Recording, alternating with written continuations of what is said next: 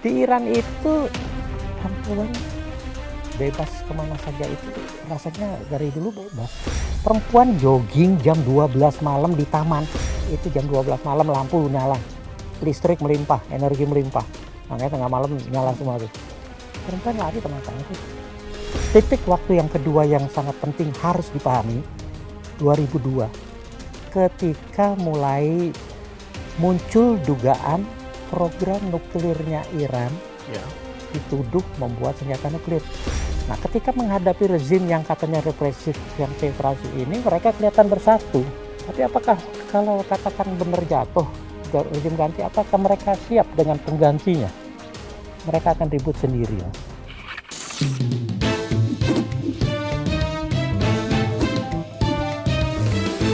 To the point aja. Halo Sobat Sindo, Teheran membara, Washington siaga. Dunia diambang perang yang tak terduga. Bukan sekedar berita di layar kaca. Ini ancaman nyata di depan mata. Kita bedah faktanya. Apakah memang seperti itu? Langsung saja kita ulas bersama Dubes Indonesia untuk Iran. Periode 2012-2016. Dian Wirangjurith. Pak Dian, terima kasih telah hadir di To The Point aja. Sama-sama, terima kasih. Terima kasih Pak, selamat datang juga David, Pak Jaka, di terima To The kasih Point aja. teman-teman, terima kasih. Kalau kita melihat situasi Iran yang sempat memanas, kemudian seolah terlihat Amerika Serikat memanfaatkan itu, sebenarnya kondisi di Iran, di negara Iran itu sendiri selama Bapak bertugas, atau mungkin dalam pengamatan Bapak saat ini seperti apa? Terima kasih Mas Eka. Begini, saya selalu berusaha menjelaskan, mudah-mudahan menjadi lebih jelas. Kalau dibilang tadi, Amerika memanfaatkan, buat saya dari 79 sampai sekarang, Ya, dari revolusi Iran sampai Ya. detik ini, Amerika berusaha memanfaatkan Iran untuk kepentingannya. Hanya tidak bisa. tidak bisa-bisa, tidak tercapai tujuan. Tidak tercapai. Kalau dipotong pertanyaannya kembali, situasi saat ini dari 28 Desember ya, mulai demo besar itu, saya cuma bilang begini loh, media mainstream dunia itu adalah media barat. Semua yang mengcover Iran didasarkan pada media mainstream barat. Buat saya pasti, tolong dicatat, pasti bias. Karena DNA-nya mereka sudah anti-Iran. Oke. Jadi tidak akan pernah balance. Dan itulah yang ada di media berita, cetak, atau audio. Ini anti Irannya sejak tahun 1979 itu ya, Sejak tahun 19, sejak mereka, revolusi Iran. sejak revolusi Iran dan pengaruh mereka terhadap monarki Iran pun hilang karena runtuhnya monarki Iran. Sejak saat itu pula mereka ingin kembali dengan cara apapun. Nah, kalau dilihat sejarahnya ini selama beberapa tahun ini, apakah titik saat ini adalah krisis yang paling parah sejak revolusi Iran itu tahun 1979? Atau ini hanya konflik internal biasa saja begitu? Ini Mas David nih bagus nih. Ini jujur pertanyaan ini baru.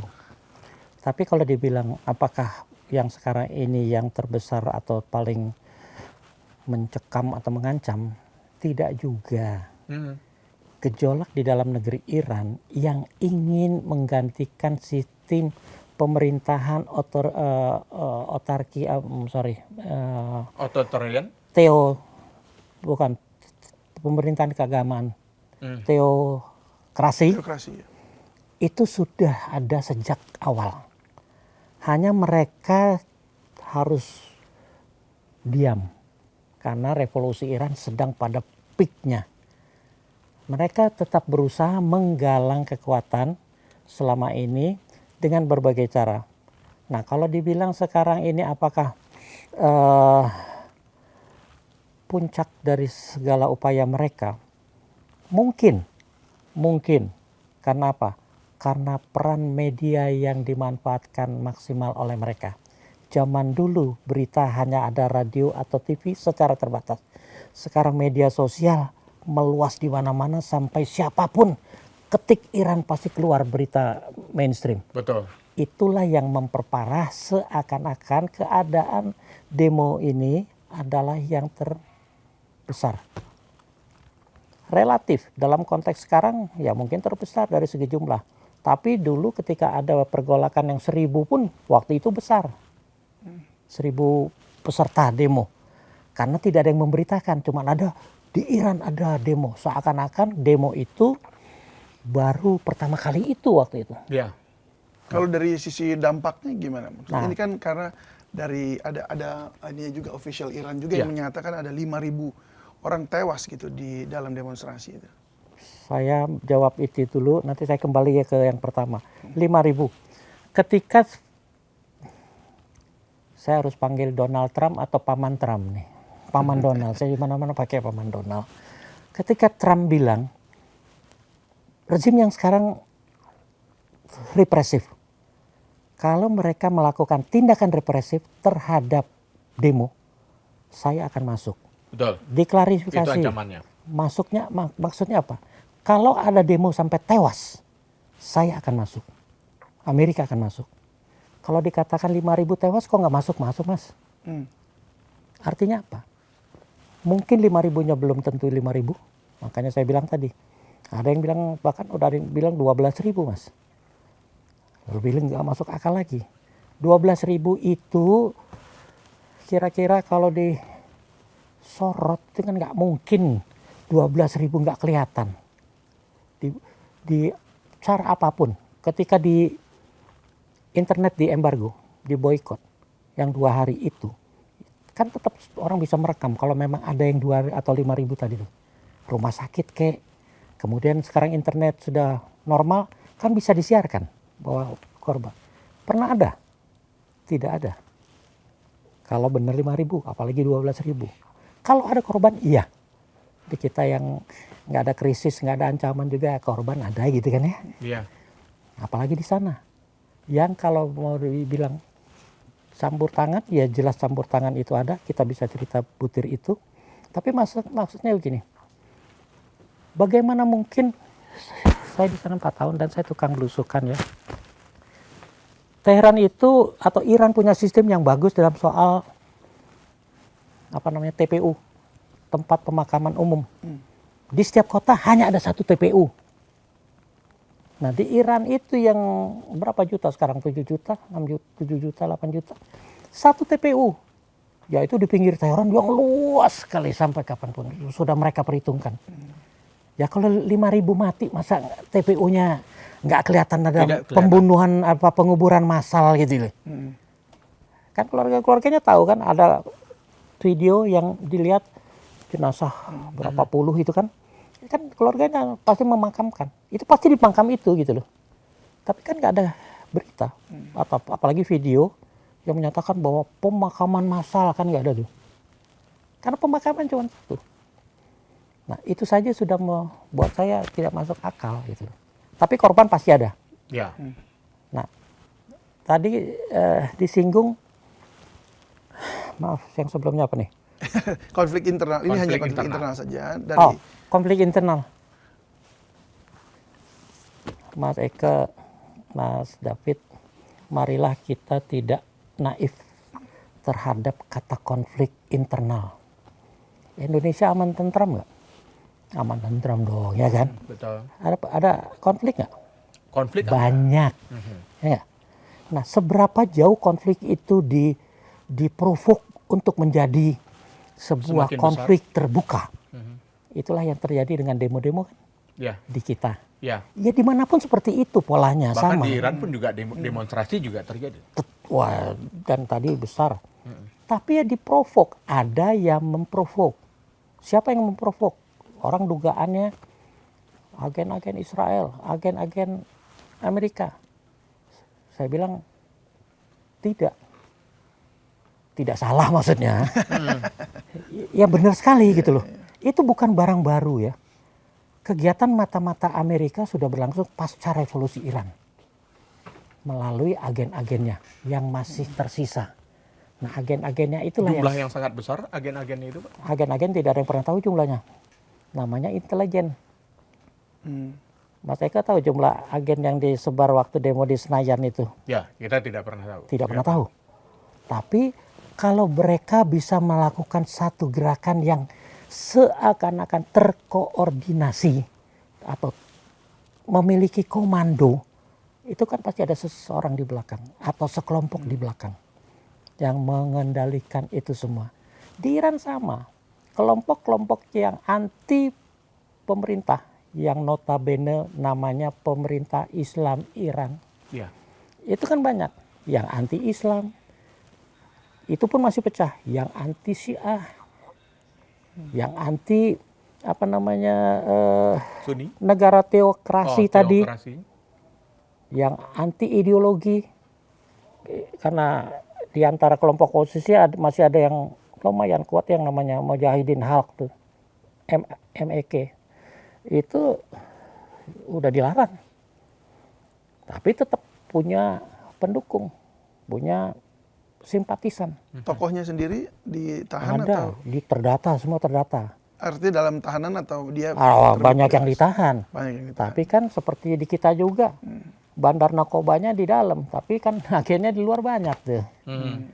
Ya kan? Sama lah seperti itu. Motif kriminal seperti itulah. Sama. Nah, ketika menghadapi rezim yang katanya represif, yang teokrasi ini, mereka kelihatan bersatu. Tapi apakah ini logika rasional saja?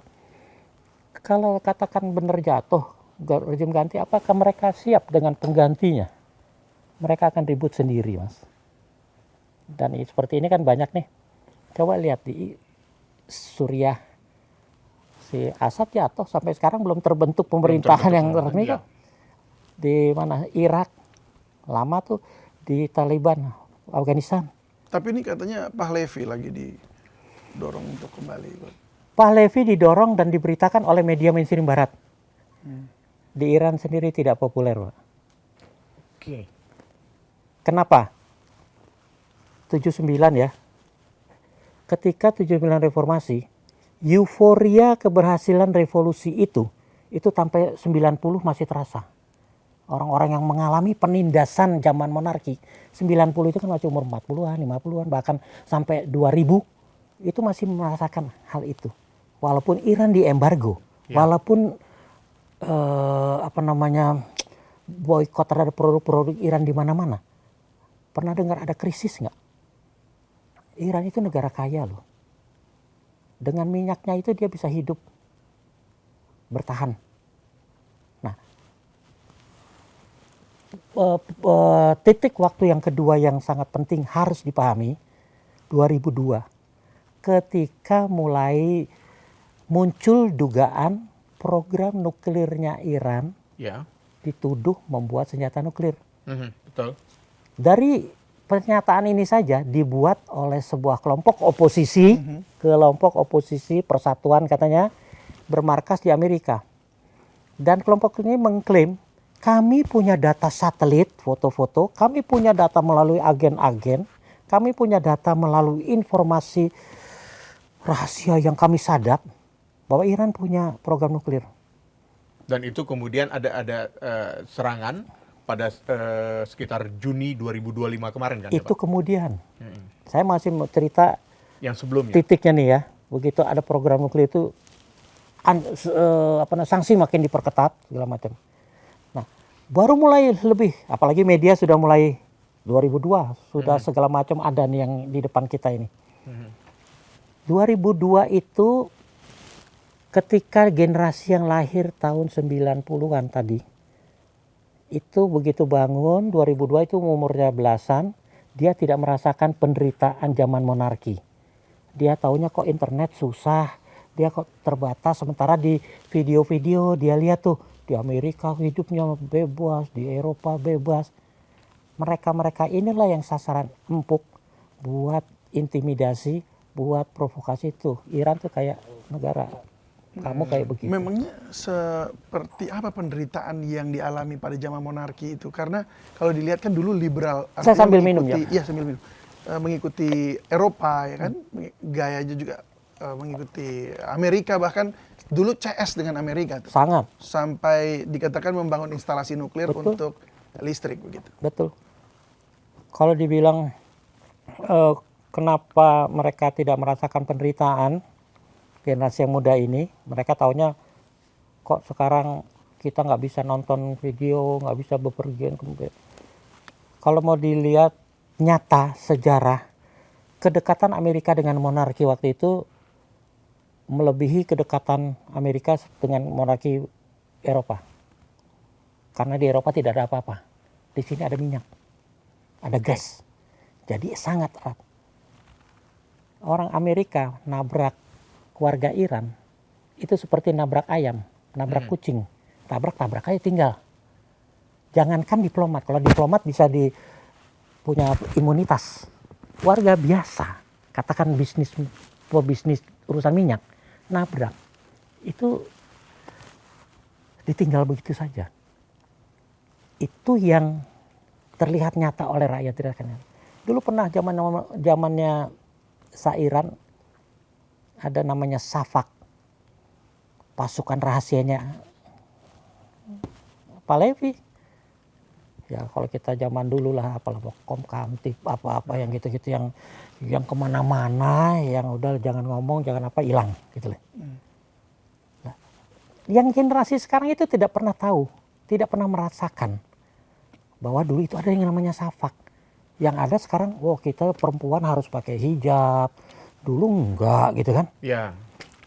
Laki-laki juga ya nggak bisa sebarat lah acara apa pakai celana pendek kata apa juga kan di Iran mana jarang kita lihat orang laki-laki seakan-akan terbatas. Padahal di butir itu saja kalau mau lihat hijabnya, maaf ya yang perempuan, hijabnya Iran itu selendang. Oke, bukan hijab yang maaf yang tertutup. Yang pakai niqab yang tertutup. Memang ada. Ya itu kan Burka, pilihan. burka. Itu kan pilihan. Ya. Terutama orang-orang tua, terutama di daerah selatan tadi, yang pengaruh dari seberang sana kuat, itu banyak yang masih itu. Tapi di Iran itu perempuan bebas kemana saja, itu rasanya dari dulu bebas. Supir taksi, saya tukang ngeluyuran makanya saya udah nyobain apa aja. Supir perempuan tuh banyak. Perempuan jogging jam 12 malam di taman. Iran salah satu negara yang tamannya paling banyak ya, tolong diingat tuh. Jadi di tamannya dia tolong jangan bayangin taman kita.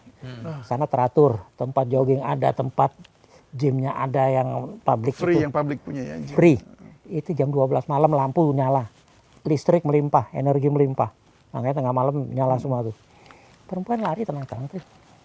Tanpa ada rasa ketakutan, mungkin di beberapa negara Arab lainnya malah menjadi ancaman bagi perempuan. Jangankan negara Arab. Di negara kita ada ibu-ibu pulang kerja malam ditahan sama polisi syariah Tangerang tuh, ingat nggak kasusnya? Di sana, tolong, pemerkosaan, pelecehan seksual, hukumannya berat, perkosaan mati, hukumannya. Kata siapa? Saya yang menyaksikan. Seorang wanita Indonesia diperkosa 4 orang. Di Iran? Di Iran. Alhamdulillah bisa diselamatkan, datang kami lindungi. Kita minta polisi kejar, ketangkep 4 orang. Pelakunya ketangkep? Pelakunya ketangkep. Apa hukumannya? Mati. Empat-empatnya. Empat-empatnya. Artinya sangat tegas sekali hukumannya. Nah tapi ceritanya nggak berhenti di situ. Ya. Perlu pembuktian, Ya, perlu saksi, perlu rekonstruksi peristiwa, butuh waktu. Tapi sudah pasti mereka sudah mengakui. Proses itu panjang akhirnya lebih dari 6 bulan sampai vonis. Tapi ketika bulan ketiga mau keempat, si korban ini anak Tegal nih. Itu, Pak boleh nggak saya pulang Pak, saya udah capek. Karena kita tampung sementara kan di rumah-rumah kita atau di kantor gitu loh. Di kantor kita punya tempat di bawah buat nampung teman-teman yang butuh. Saya udah capek, keluarga saya kangen. Saya tanya pengadilan Iran, boleh nggak dia pulang? Oh boleh, tapi harus ada walinya, ada yang menggantikan. Kita rapat, teman bilang, oh Pak yang bagian konsuler aja Pak, yang nangani masalah-masalah gini. Karena di mana-mana di dunia kalau ada seperti itu yang ditugaskan diplomat junior urusan konsuler. Di Iran saya bilang saya yang mewakili dia. Jadi baru pertama kali silakan cek seorang diplomat ikutin pengadilan, apalagi duta besar ya, ngikutin pengadilan saya, gitu. Hukuman mati. Tapi sebelum dia pulang nih, ini kan proses. Jadi waktu dia pulang saya menghadiri sidang, disetujui oleh pengadilan, walaupun mereka bilang, waduh nggak perlu ambasador lah, nggak enak ambasador kan. Nggak, saya mau ikutin, saya mau tahu prosesnya terbuka nggak.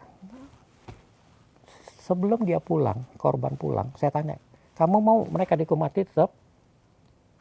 Dia punya pertimbangan. Nggak usah lah Pak Duta Besar, mereka juga masih muda-muda. Ada satu yang tua, apalagi yang tua juga.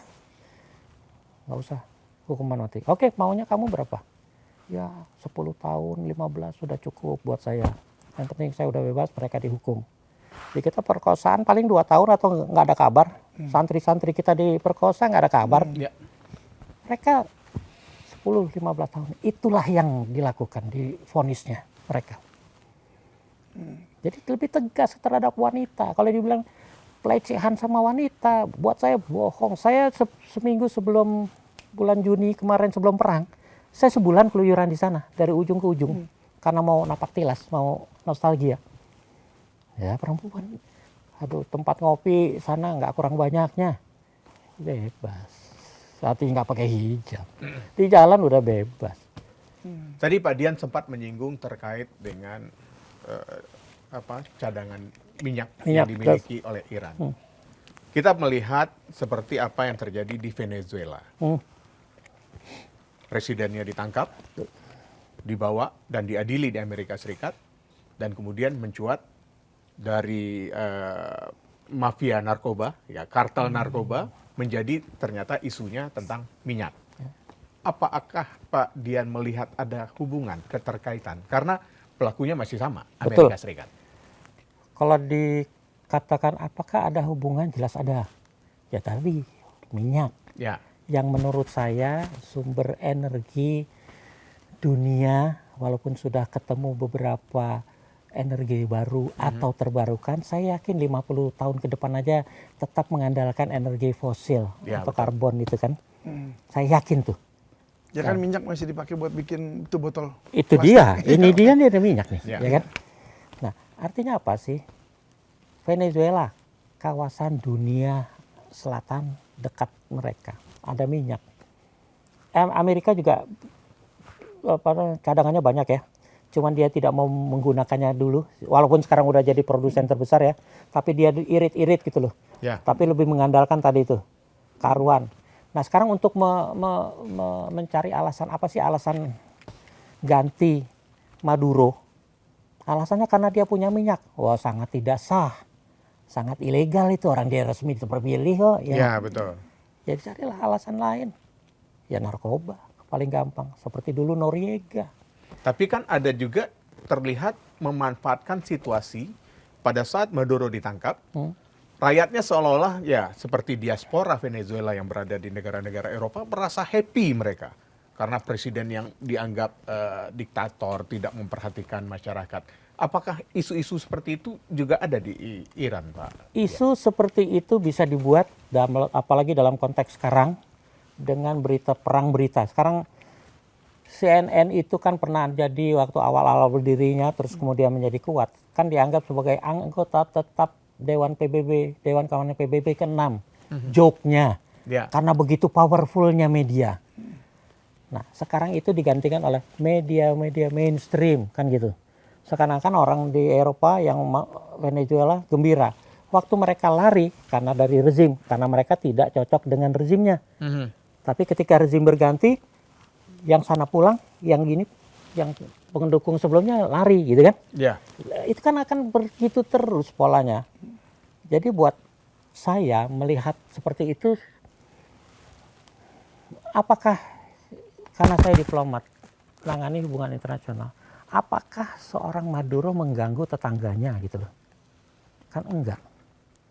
Apakah Maduro punya niat untuk invasi, memperluas wilayah negaranya? Enggak. Enggak juga. Tapi kan tudingannya bahwa Maduro memfasilitasi peredaran narkotika melewati dia. Dia ke Masuk Amerika, Amerika, betul. iya, betul. apakah alasan seperti itu tidak lebih berhak kalau dilakukan oleh negara yang kelewatan dulu deh, katakan nih sebelahnya apa tuh? Kolombia juga ya? melakukan hal yang sama. Artinya gini loh, di Eropa, di Indonesia pun narkoba masalah besar ya. Ya. Terus apakah karena kita bilang ini gara-gara segitiga emas tuh, Kamboja, Laos, Myanmar tuh, apa kita harus langsung serang ke sana gitu loh? Siapa yang memberi mandat dia untuk melakukan itu?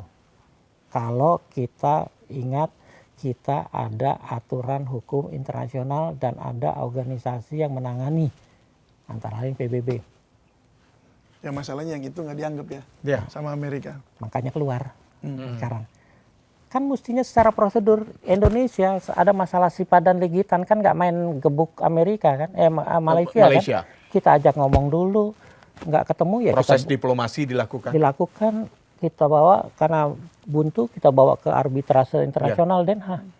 Loh ini kok hanya Langsung gara-gara sumber narkobanya dari sana atau dia dari transit utama kok langsung diambil gitu loh.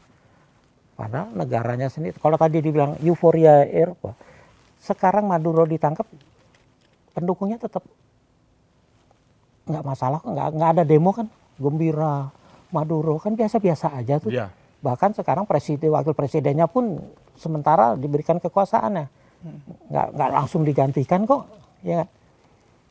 Buat saya ini ya karena tidak apple to apple aja. Jadi dia bisa sewenang-wenang gitu Amerika itu. Kalau kita lihat ada poros ya Pak Dian ya, yang ada latihan militer gabungan di Afrika Selatan, yaitu poros Teheran, Moskow, dan Beijing. Nah, kalau kita lihat secara global, geopolitik global, banyak publik menilai antara Amerika dengan Cina itu sedang bersaing untuk memperebutkan kekuasaan di dunia ini. Apakah memang ada hubungannya itu, Pak? Dalam konteks geopolitik pasti ada. Karena yang diperebutkan mereka adalah bagaimana bisa menjadi dominan di dunia. Ya. 3 negara yang sampai sekarang, dulu Bung Hatta kita mendayung di antara 2 karang. Saya pernah menulis artikel, kita sekarang bukan 2 lagi, 3 harus mendayung kalau kita mau bebas aktif, yaitu Cina. Kenapa mereka bisa menjadi disebut negara superpower? Kemampuan ekonomi, kemampuan militer, kemampuan teknologi, kemampuan diplomasi, dan kemampuan teknologi, termasuk cyber. Semua mereka kuat di sini. Orang tidak banyak yang tahu, misalnya Cina, Amerika punya kedutaan di hampir 200 negara, katakan ya. Rusia 160-an. Mereka tidak pernah membayangkan Cina. Dikira Cina masih seperti yang dulu. Cina punya kedutaan di 150-an negara. Dari segi itu berarti pengaruh mereka itu sudah merasuk kemana-mana. Nah, kalau kembali sekarang, apakah persaingan iya. Dalam konteks ekonomi, Amerika, Cina yang dominan. Karena Rusia masih belum lepas dari trauma perang dingin. Sekarang mau bangkit. Ada masalah Ukraina misalnya. Jadi dalam ekonomi mereka seakan diam. Tapi dalam konteks militer, siapa yang bisa menganggap remeh militernya Rusia? Senjata nuklir masih lebih banyak dari Amerika. Dia 6.000, Amerika 5.000. Cina mulai menuju 1.000-an. Nggak bisa dianggap remeh kan? Teknologi. Dan siapa yang mengabaikan Cina? Jadi Amerika jelas terancam. Tapi ketika menyangkut bidang-bidang atau kawasan dunia, Amerika memang masih dominan. Karena apa? Salah satu faktornya kemampuan militernya, pangkalan militer Amerika hampir ada di semua pelosok dunia, 800-an pangkalan. Jadi cepat sekali kalau mau deploy sesuatu. Ya, makanya dari segitu saja persaingan di antara mereka udah pasti hanya. Dalam konteks Amerika, pertanyaannya begini. Negara mana yang pernah diinvasi oleh Cina? Tidak ada. Modern ya, jangan ngomong zaman dinasti dulu. Negara mana yang pernah diinvasi oleh Rusia? Tidak ada. oleh Soviet ada dulu, Soviet ada. Afghanistan, ya Ya. kan? Tapi Amerika sepanjang pasca Perang Dunia Kedua saja ada berapa? 40-an perang dia lakukan. Loh, yang negara yang sifatnya ekspansionis itu siapa gitu loh. Lah kalau sekarang Cina sudah mempunyai kemampuan yang sama, tentunya dia berusaha mengimbangi kan. Ngomong Afrika Selatan. Cina sekarang sudah punya pangkalan di Djibouti. Karena Djibouti negara yang menerima pangkalan dari siapapun yang merasa punya kepentingan asal Bayar. Iya. ya kan, ada kompensasi lah. Kenapa Djibouti? Selain polusi negaranya, Djibouti adalah di tengah, di ujung Laut Merah.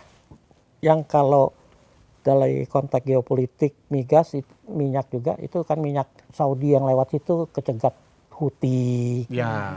Makanya sekarang ada Somaliland didukung Israel. Karena dengan mendukung kemerdekaan Somaliland berarti Israel kemungkinan akan bisa punya pijakan untuk menyerang Houthi, tinggal seberang tuh. Tinggal nyebrang. Ya nggak? Nah kembali ke Afrika Selatan. Cina sudah melirik negara-negara potensial dimanapun. Termasuk tadi di Amerika Latin yang dulunya mengakui Taiwan, sekarang sudah menjadi Cina. Jadi kedutaan Cina tuh yang ada. Berarti dia juga tidak diam di sana. Nah di Afrika Selatan, kalau pertanyaan tentang Afrika Selatan, buat saya bukan hal yang aneh ya. NATO itu untuk kawasan mana? Atlantik Utara. Tapi bikin latihan perang sama Jepang tuh, kira-kira maksudnya apa? Bikin kantor perwakilan NATO tuh, padahal wewenangnya mempertahankan bersama Eropa Barat. Nah, terus apa masalahnya dengan Cina latihan di sana? Hak diplomatik, prerogatif siapapun yang memang mampu mengirim pasukan buat latihan, ya silakan aja. Indonesia kalau mau ikutan, mungkin kalau diundang, kenapa tidak? Oke, tapi kalau dilihat dari konflik yang ada sekarang di Iran ini dan campur tangan Amerika ya, dan kemudian Iran sendiri terancam tanda kutip bahwa akan diganti rezimnya.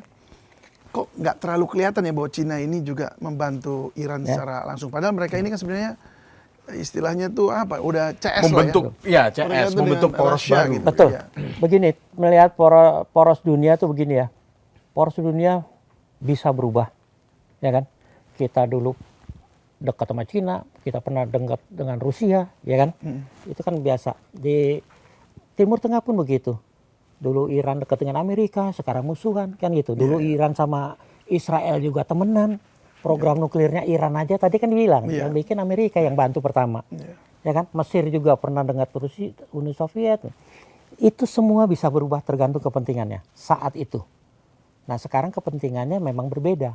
Karena tadi itu faktor-faktor sejarah yang kita ungkapkan. Tapi maksudnya kalau dibilang Iran, kenapa Iran jadi penting? Buat saya, kenapa Iran sangat sensitif ya terhadap perkembangan yang dilakukan Amerika. Kita lihat peta geopolitik adalah tentang dunia. Peta dunia kita harus di sekitar Iran. Negara apa saja, Arab khususnya di sebelah baratnya. Di sana ada Afghanistan, ada yang katanya yang masih kaitan barat.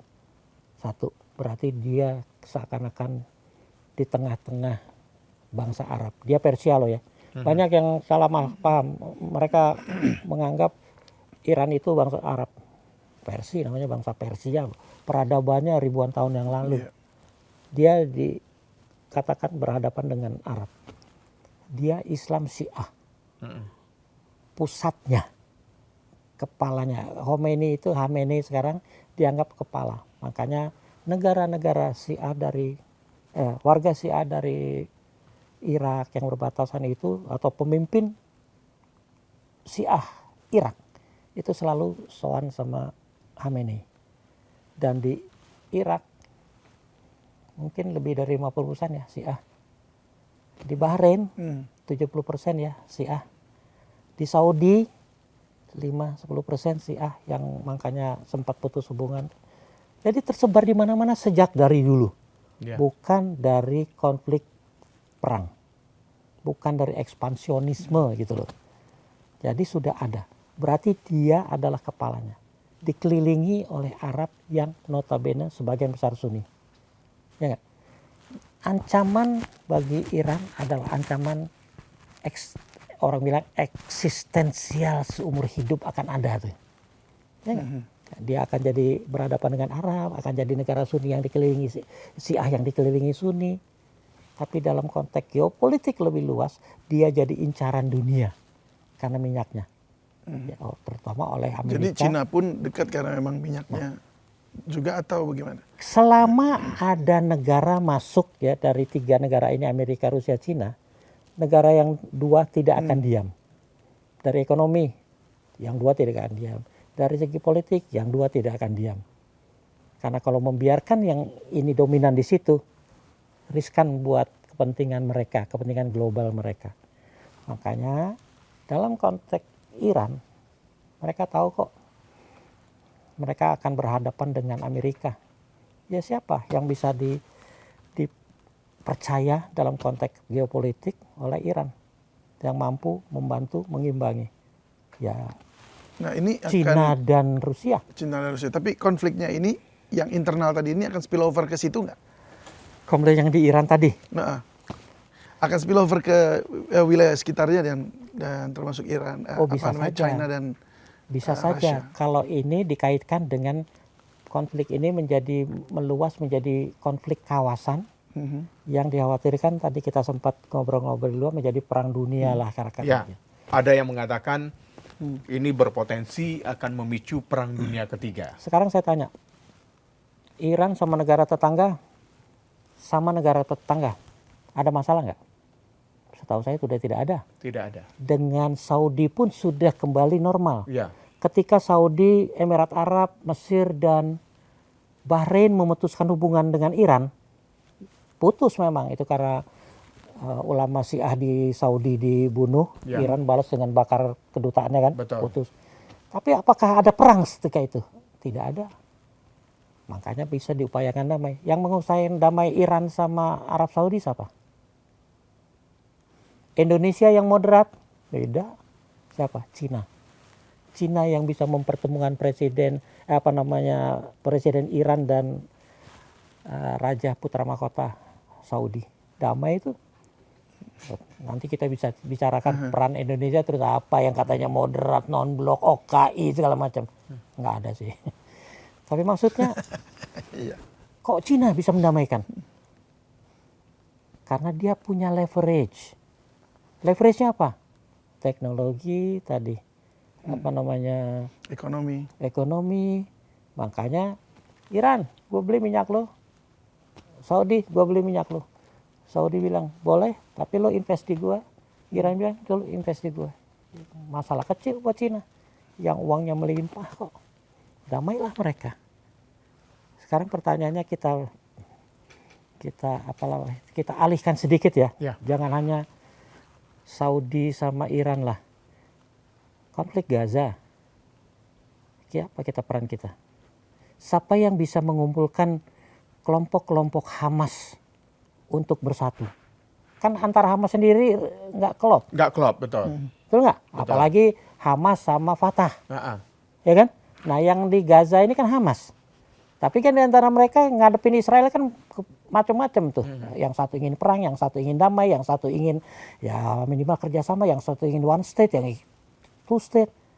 Yang berhasil mempertemukan itu supaya mereka punya satu pandangan yang pragmatis, rasional demi kepentingan rakyat. Cina.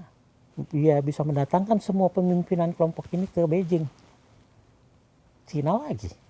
Kenapa? Karena Cina bisa menawarkan kalau lo mau damai, mau segala macam, gue jamin gue yang beresin tuh bangunan-bangunan yang hancur lebur tuh.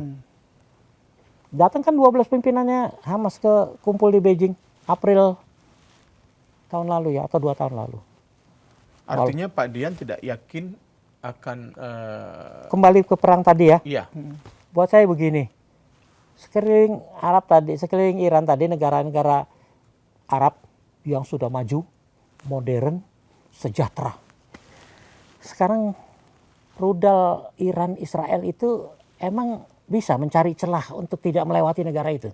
Nggak ada, Pak. Nah, pasti Pasti ngelewatin akan dong. melewati batas udara wilayah udara negara-negara Nah, itu. kalau sekarang katakan nyasar atau jatuh atau apa, negara Arab itu yang kena. Atau kalau misalnya loh ya, terjadi mulai itu terus Burj Khalifa, bangunan tertinggi dunia tuh kena rudal biasa aja, nggak usah rudal yang hipersonik segala macam. Kena itu kira-kira akibatnya apa? Semua ekspatriat di kawasan Timur Tengah pasti pulang semua. Artinya apa? Bisnis minyak, gas segala macam akan terlantar. Investasi terganggu. Investasi terganggu. Turis terganggu. Kira-kira negara Arab yang sekarang tenang-tenang ini mau diganggu seperti menerima getah seperti itu? Ya Nggak pasti mau. tidak. Jadi ini jauh dari ini ya, sebenarnya jauh ya. Kesimpulannya adalah jangankan perang dunia gitu loh. Perang regional aja enggak ya. Perang kawasan aja rasanya enggak gitu loh. Nah, yang banyak dilupakan dari semua ini peran diplomasi ya. Ya, betul, Pak.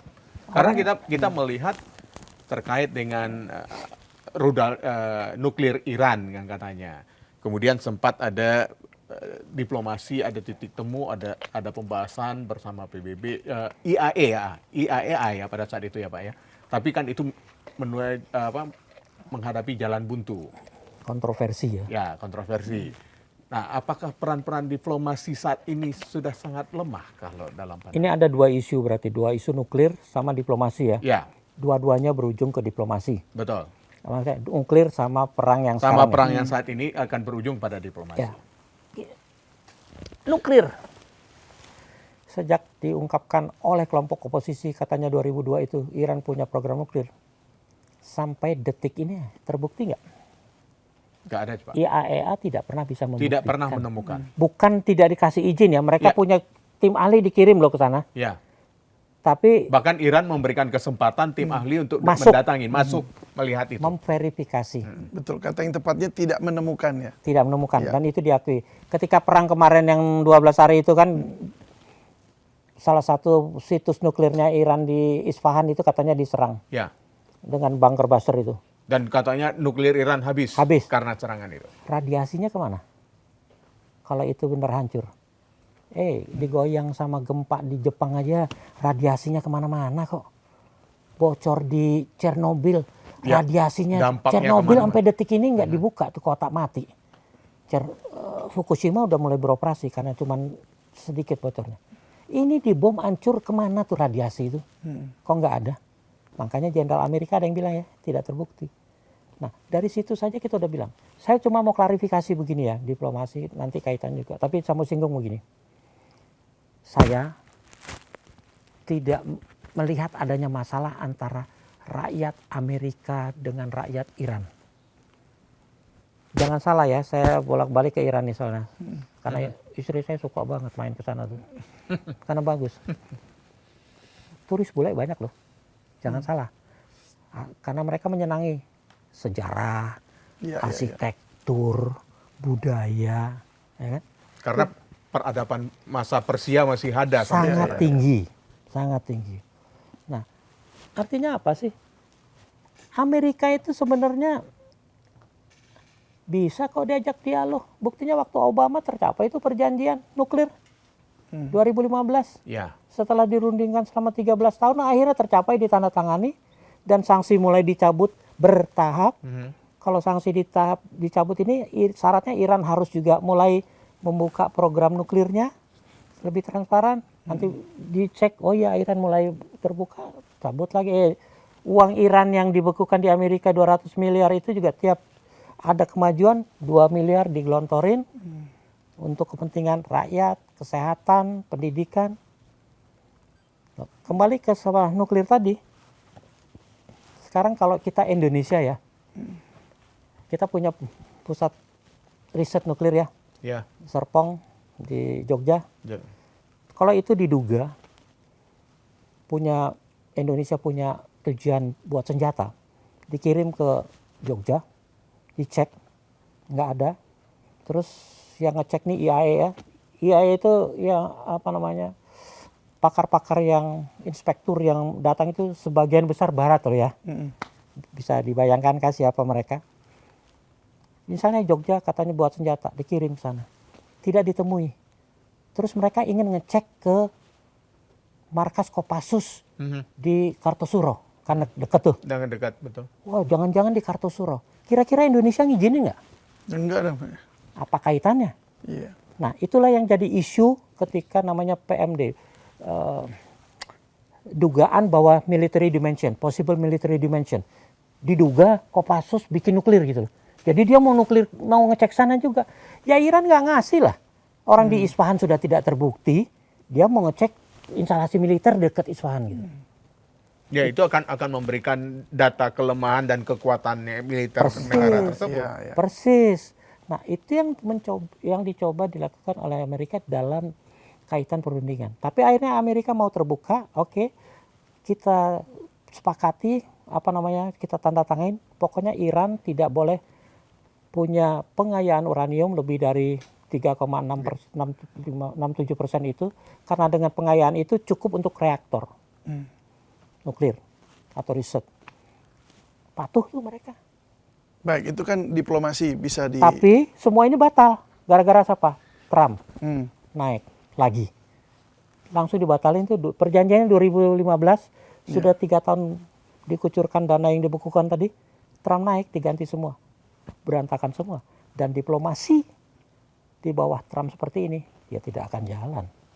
Akan sulit ya, Akan diplomasi. sulit. Nah, oleh karena itu, apakah karena kita melihat akhirnya cara campur tangannya adalah melalui riot atau chaos yang terjadi di Iran ya.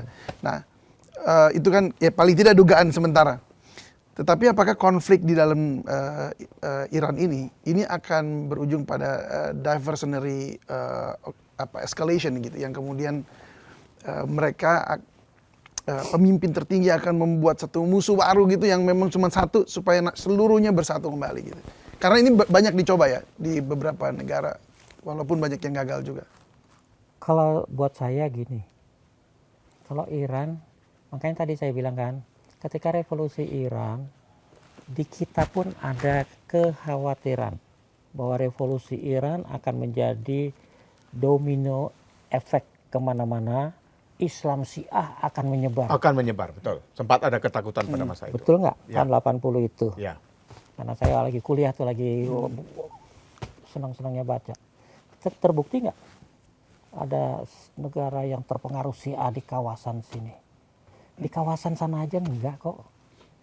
Berarti revolusi yang memperkirakan revolusi Syiah itu nyebar tidak terbukti. Apalagi Iran invasi tidak terbukti. Berarti Iran itu nggak ada urusan dengan ambisi teritori. Dia hanya mau survive di negara dia yang sudah secara natural akan berhadapan dengan berbagai ancaman tadi yang saya bilang tadi. Ngapain cari musuh lagi? Jadi ada survival mode selama ini. Persis, wah itu kata keren tuh, survival mode. Jadi musuh satu-satunya ya bukan Amerika kalau saya. Trump, orang seperti Trump. Amerika sebelumnya Trump bisa diajak damai kok, gimana?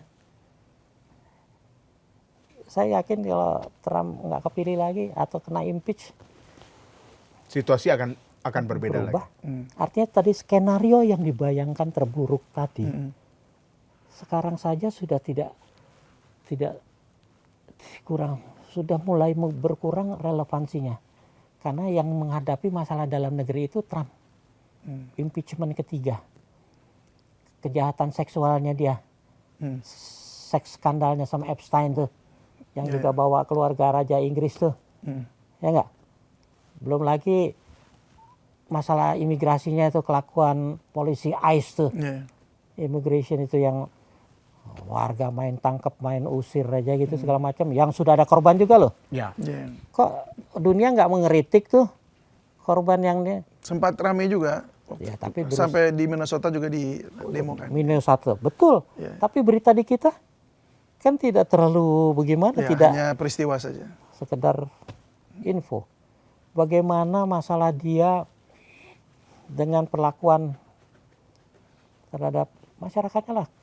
Nggak usah jauh-jauh, mereka punya masalah dengan kesejahteraannya sendiri, berapa banyak tuh yang keleleran tidur, mereka punya masalah narkobanya sendiri gitu yang di jalanan akibat polisinya loh ya.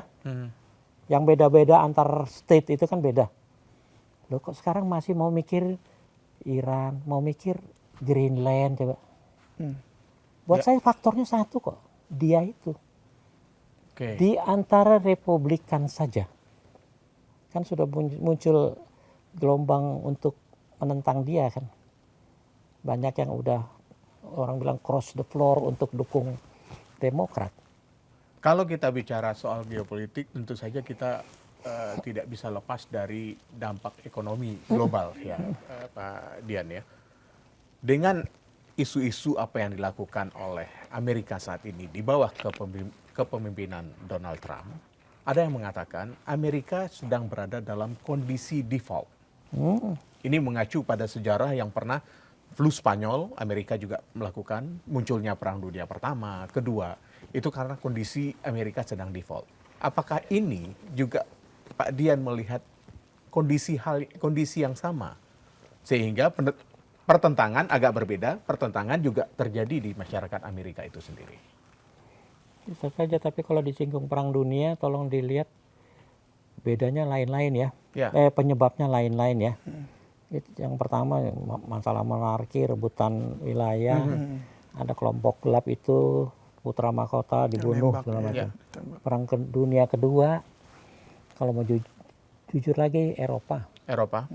Dan Amerika ikut nyemplung, kira-kira kan gitu.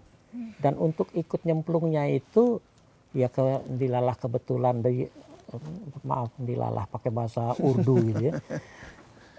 Dilalah Pearl Harbor diserang sama Jepang gitu ya. Alasan dia untuk masuk gitu kan. Ya jadi perang dunia lah, kalau nggak perang Eropa doang kan ya. Iya betul. Nah dengan itulah kemana-mana akhirnya jadi perang dunia. Loh, perang dunia ketiga terus sebabnya apa? Karena Iran otoriter, apa urusannya? Itu urusan internal negara Iran. Kalau mau jujur gini loh, ini juga banyak yang nggak diketahui ya orang. Aduh, kalau saya capek jelasinnya, makanya maaf kalau jadi berulang kalau udah pernah denger. Demonstrasi itu cuma di kota besar. Saya ke kampung-kampung, saya tidur di kampung. Saya selama sebulan di Iran sebelum perang itu saya tidurnya nggak pernah sama orang Indonesia. Saya jalannya sama orang Iran. Silakan tanya. Saya tidur di teman-teman Iran, mau di Kermanshah, mau di Tabriz sana, di Tales, di mana lagi. Apalagi di Teheran.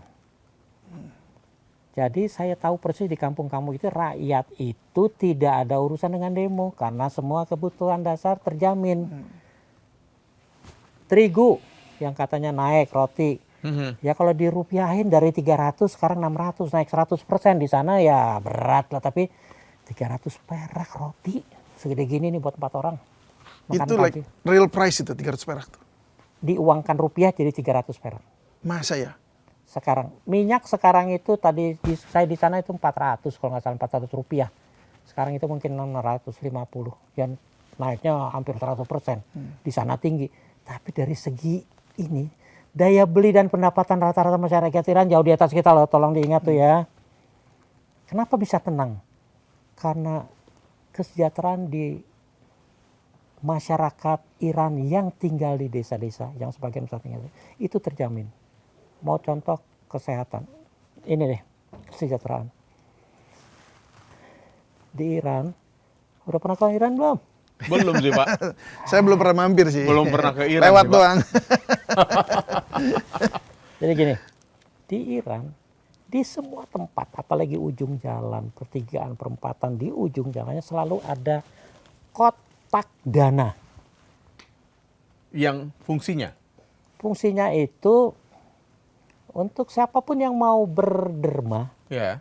bisa, nggak usah, waduh mana sih masjid, mana sih.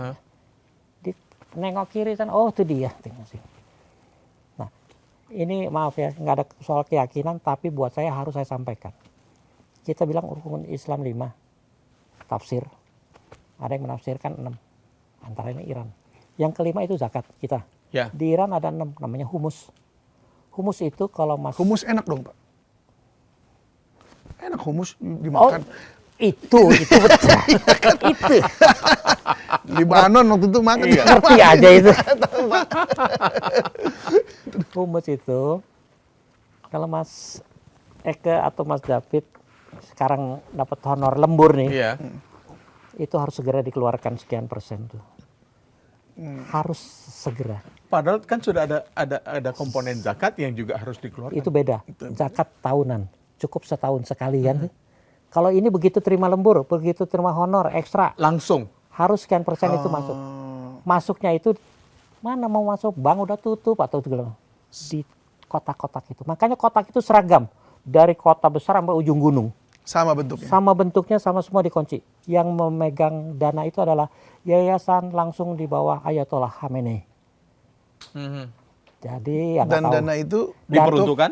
Nah, diperuntukkan kalau ke Iran nanti nggak akan lihat ada pengemis. Kecuali pengungsi Afghanistan. Nanti kita cerita pengungsi.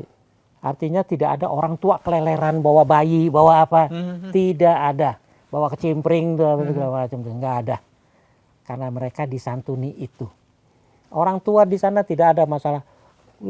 Ininya maaf ya, bengkak atau apa, terus nggak tertangani, galang dana, kita kan gitu. Di sana tidak akan ada, pasti langsung ditangani. Jadi tidak ada orang yang aneh-aneh begitu yang. Ya, bahkan kalau di Jakarta pun kita masih lihat sempat ada rame yang berpenyakit kusta atau apa iya. begitu, atau dibuat-buat Ya, seperti wah, kusta wah, gitu wah. kan ya Pak ya. Di sana tidak akan ada. jadi itu dana dari bonus Dari yang situ. kita terima Kesehatan. selain itu ya. Tidak ada orang, kalau sekarang kita yang banyak nih apa stroke gitu ya. Keleleran atau yang nggak tertangani di kampung-kampung nggak ada. Semua ditangani negara. Itulah makna undang-undang dasar sebenarnya kan. Semua yang begitu kan harus ditangani negara. Di Iran dibuktikan. Diabetes sekarang lagi banyak. Itu obat diabetes, itu setiap penderita diabetes punya kartu tuh. Jadi tiap bulan bisa ngambil obat. Orang-orang tua tuh bisa ngambil obatnya. Itu Jadi dari- manusianya sendiri di Iran ini sebenarnya nggak ada problem ya. Dalam arti mereka ya hidup Ya. sebagaimana normal. normalnya aja. Normal, asli. Dan- Jangan salah. Pertanian. Sekarang lihat di padang pasir di Saudi banyak yang udah mulai hijau ya. Di Iran udah banyak yang dibikin hijau tuh padang pasir. Semangka dia tidak pernah impor, bisa bikin sendiri. Padahal buah tropis itu kan air. Tapi apalagi bangsa tomat, bangsa segala macam nggak impor, jangan salah. Kalau padi sepertiga Iran itu, 2/3 itu padang pasir, gunung batu segala macam. Sepertiga itu persis kayak Indonesia. Sawah banyak, gunung-gunung hijau gitu. Jadi untuk beras rasanya mereka impor. Nggak tahu kita masih impor atau enggak, katanya sudah enggak. Sana Duta juga, wisata nih kayaknya nih. Iya Dian. Pak. Dian. apa? Duta Duta wisatanya wisata Iran di ini Iran. nanti kita ke sana bisa jadi tour guide. Saya suka keluyuran. Ah. Dan keluyuran saya itu sampai ke kampung-kampung dan sampai, udahlah saya tahu. Ya. Dari 34 provinsi mungkin saya 32, 30 saya udah datangi. Di Iran itu. Ya. Nah, sekarang mungkin sebagai penutup nih Pak. Oh udah Dian. tutup ya? Ya. Iya, iya. Bagaimana Pak Dian melihat peran diplomasi di dalam mengelola isu-isu yang saat ini kerap kali terjadi?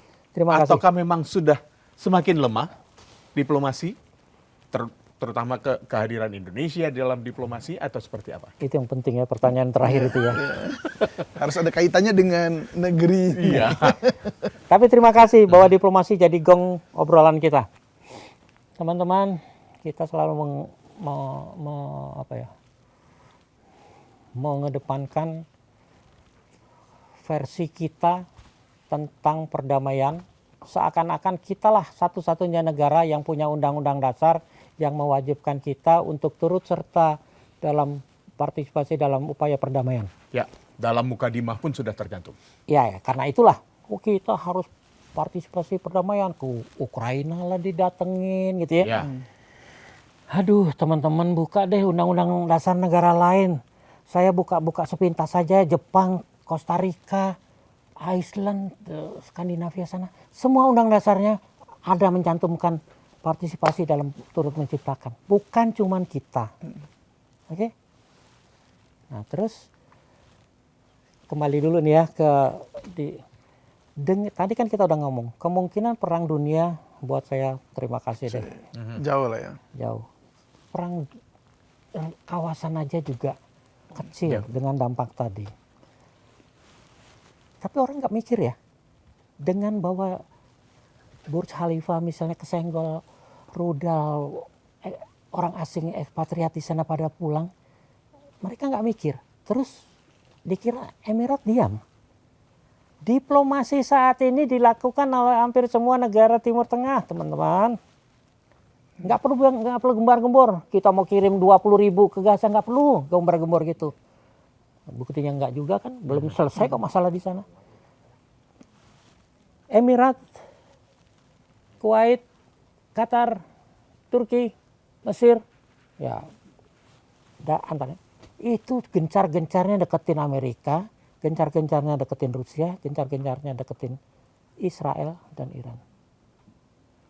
Kalau mau lebih spesifik, Amerika, Saudi dan Israel, dua-duanya mitra strategisnya Amerika. Tapi bertentangan yang ini, walaupun tidak perang ya. Ya.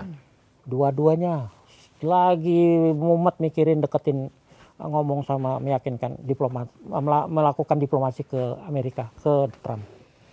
Iran dan Saudi yang dulunya musuhan didamaikan oleh Cina tuh tadi, itu lagi gencar-gencarnya mendekati Rusia untuk tolong jangan bikin statement yang bisa memicu orang Sentimen Trump negatif. tambah nekat. Iya. Diplomasi teman-teman dari kapan tetap dilaksanakan. Jadi jangan pernah beranggapan, wah Indonesia sebagai negara non-blok kita harus berperan. Kita bisa berperan. Nggak usah Indonesia, mereka lagi sibuk. Oke, nah, kaitannya dengan Indonesia ya sekarang ya. Iya. Ini forum terbuka kan? Ya. Saya di mana-mana saya bilang ini. Indonesia tidak bisa apa-apa. Titik. Mau bukti? Tadi saya sudah sampaikan. Non-blok. Kita harus begini, jangan memihak sana memihak sini. Ya benar. Tapi kita punya apa untuk meyakinkan bahwa kita bisa. Saya mau cerita ya satu ya, ini jarang saya ceritakan. Satu ketika di satu masa ketika saya bertugas di Jenewa, saya dipanggil duta besar. Dian, saya kepala bidang politik. Jadi Dian, saya ditelepon sama nomor 1. Kita suruh berperan untuk mendamaikan Palestina dan Israel. Wah keren ya. Oh oke Pak. Terus menurutnya apa? Ya Bapak harus ketemu sama Israel dong. Dubes Israel maksudnya di sana. Saya harus ketemu. Lah iya. Oke atur aja. Tempat rahasia ya. Jangan sampai ketahuan orang. Oh enggak Pak. Tempat ngopi Pak. Biar orang ketemu lihat Bapak ngobrol sama dubes Israel. Biarin aja Pak. Orang sebagai teman diplomat di PBB itu Suraya menyampaikan ke masyarakat Indonesia nih. India sama Pakistan itu musuh, tapi kalau di PBB atau dimanapun kita ngopi bareng, teman-teman.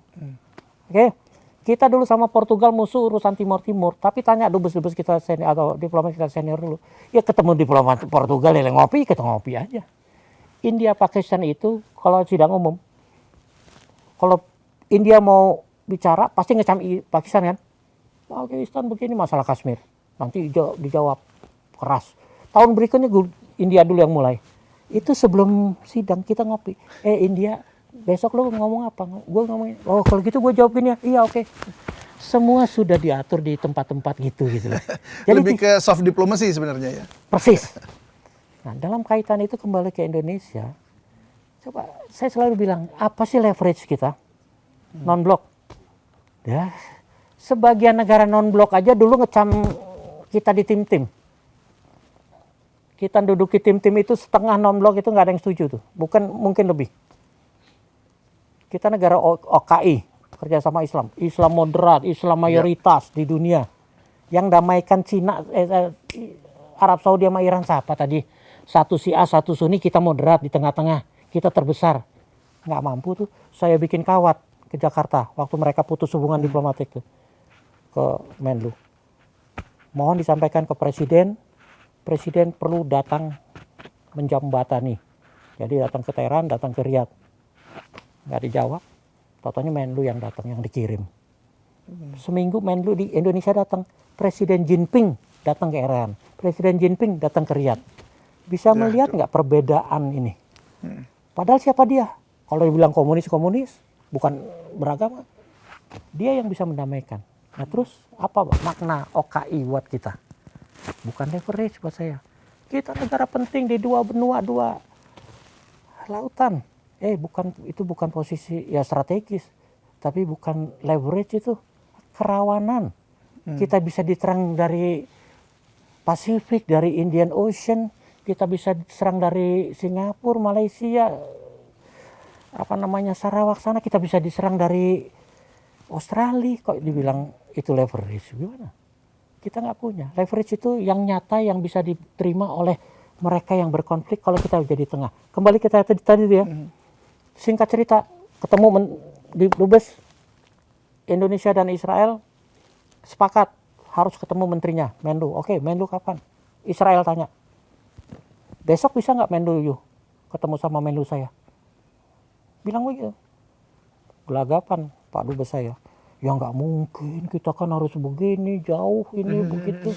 Oh, katanya mau segera berperang gitu kan. Jadi kapan? Ada sidang HAM. Nah, sekarang kita presiden sidang HAM nih. Menteri pasti datang ngasih sambutan. Wah, kan tuh masih 3 bulan lagi. Oke, 3 bulan lagi datang. Kali itu saya bikin tertutup karena saya harus tahu kalau media pasti nunggu di luar.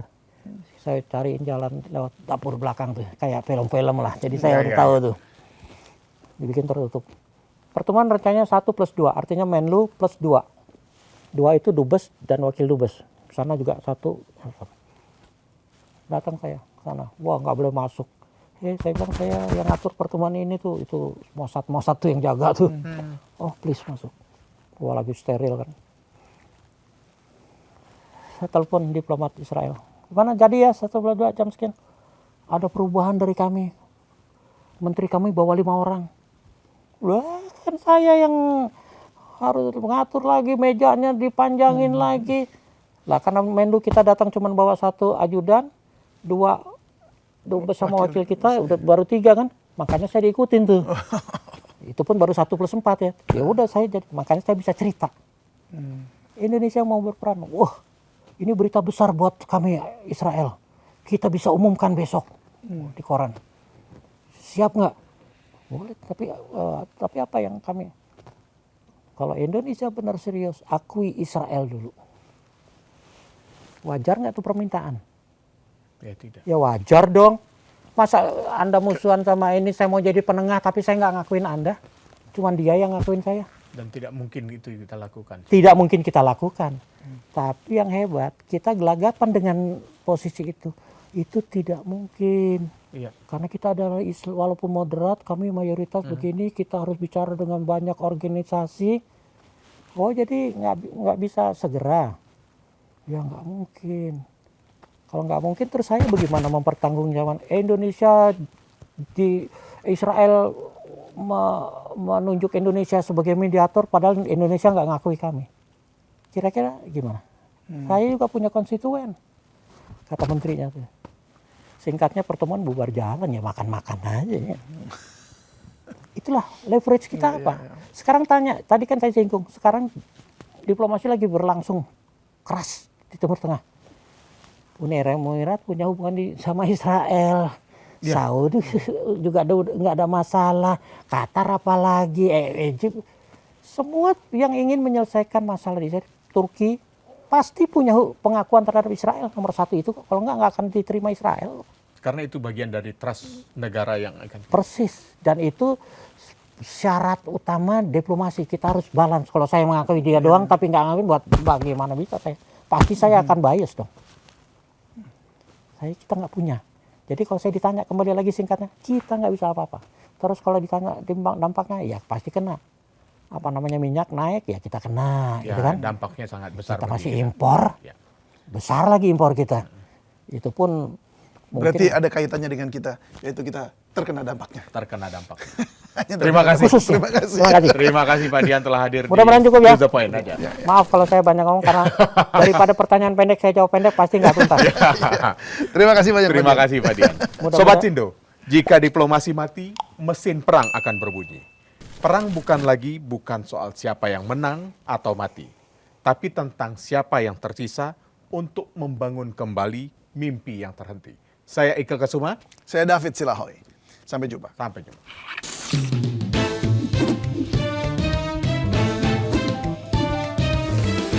To the point aja.